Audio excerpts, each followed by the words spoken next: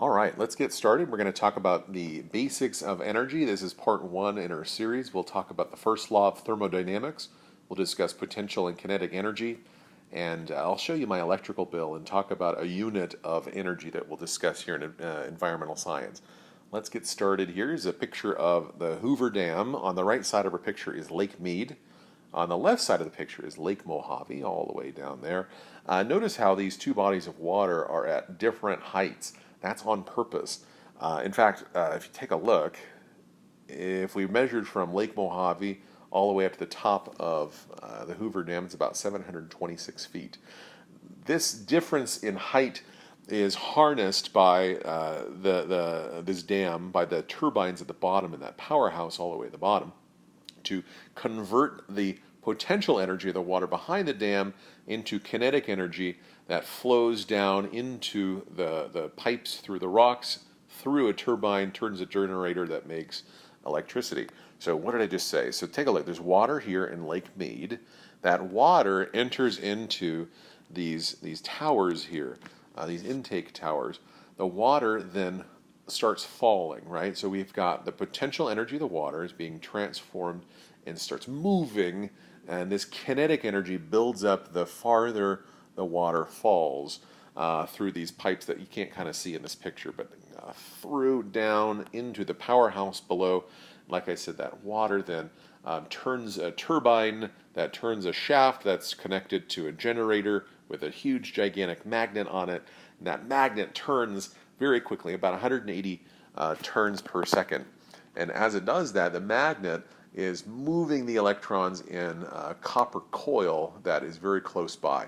So what's going on here? We are converting and transforming the potential energy of water behind the dam into kinetic energy as it moves and falls through the pipes, and then we're converting it into a new form of energy, in this case electrical energy. We're going to get back to the Hoover Dam in a video in a moment, but let's talk about, oh, there we go, so we're moving the turbine and moves that like Mojave. So let's talk about this. The energy, just like mass cannot be created or destroyed, energy also cannot be created or destroyed. It can only be transformed or converted into different forms. This is the first law of thermodynamics. If you wanted to know a little bit more about the kinetic energy and potential energy conversions, I highly recommend you push pause on my video, open up a new tab, and then type in crjust.us/dam, and it'll bring you to a video about 3 minutes or so that'll talk a little bit more about the Hoover Dam and what's going on with the energy generation in it, the electricity generation in it. All right, so here's the cross-section of the Hoover Dam, right? Notice how I've got this nice dam. There's two different heights of the water. So there's a lot of potential energy stored in the water behind the dam on the left. This potential energy is stored energy. So what happens is the water enters and it begins to very quickly move down those pipes. As it moves, the potential energy is converted into kinetic energy. And kinetic energy is the energy of motion, of movement. In fact, look at the root word kine, K-I-N-E. If we were in Russia and we wanted to go watch a movie, we would go to the kino, K-I-N-O. Kino is another, it means cinema in Russian. In fact, the word cinema is very similar to kine or kinetic, right? It's describing movies. The root word kine refers to motion. And so if you're ever wondering what, or trying to remember what it is, just remember kino means movie, or cinema means movie. Kinetic energy is referring to moving energy. Let's go back to potential energy. We'll talk about, so this is really gravitational potential energy allows the stored energy of the water behind the dam to then move, right? Because gravity is going to pull that water down or allow it to move down into a lower elevation.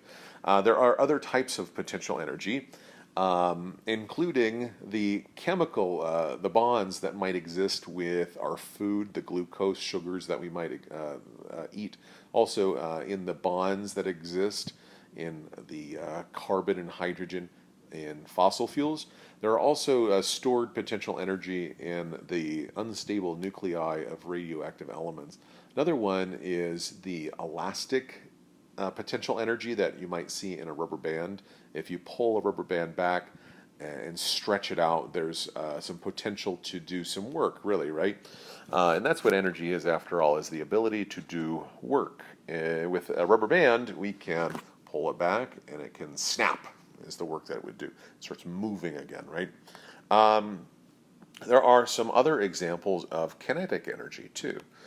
Sound energy. You're listening to my voice right now because the speaker that you're listening to is vibrating, right, and creating waves through the air, and the waves are being picked up by your eardrums. Your eardrums then vibrate in response, which vibrates or moves very tiny bones within the inner ear, which then, of course, creates a chemical signal or electrical signal that is then interpreted by your brain. Whenever we have anything that moves, whether it's the electrons that are moving down the neuron from your inner ear to your brain, or the waves itself, where we have an example of kinetic energy. Another example is thermal energy. In fact, temperature is a measure of the average kinetic energy of particles. The faster particles move, the higher the temperature is going to be. Thermal energy is an example of kinetic energy. Light energy is too. Photons move from the sun, and specialized chloroplasts within plant cells are able to get excited, and then that movement of those little electrons within the chloroplast is enough to be able to create sugars. Light energy is an example of kinetic energy as well. Also electrical energy, which we talked a little bit about, right? Movement of electrons along a wire is an example of electrical energy. All right, so here is my bill here from NV Energy from August 2018. Here's a closer up view of this. I love this little graph. It shows us this dip, really. Take a look at the x-axis. A on the left stands for August, S is September, O is October, November, December, all the way across to August of 2018. Notice the dip in the center, really during the winter years. Think about it. We're going to be using a lot less, well, I'm going to be using a lot less electricity in the winter months because of we're not using the air conditioning, right? Air conditioners use a massive amount of electricity, and we're seeing the most use, at least in my house, during August, which is usually the hottest month of the summer. Kind of wild, right? Take a look at the amount of kilowatt hours that I used right up here. So this month, 32 days, there were 1,500 kilowatt hours. Kilowatt hours is the unit of energy that we can use, is a unit of energy that we can use here in AP Environmental Science. Take a look at this energy consumption. This is how my bill is calculated. 1,500 kilowatt hours times the rate that they'll charge me per kilowatt hour. It's about 11 cents, a little bit more than 11 cents per kilowatt hour. Multiply those two numbers together, you get $167. Add in all the other taxes and credits and all that good stuff, and you get my final bill. Take a look at this. I just wanted to get another little close-up here. This unit, kWh, kilowatt hours, this is, and we can write it out, unit is kilowatt hours. This unit is really an equation, I think of it as. Take a look, kilowatt and hours. The equation for energy is energy equals power times time. And if you look at the unit of kilowatt hours, we see the same parts to it.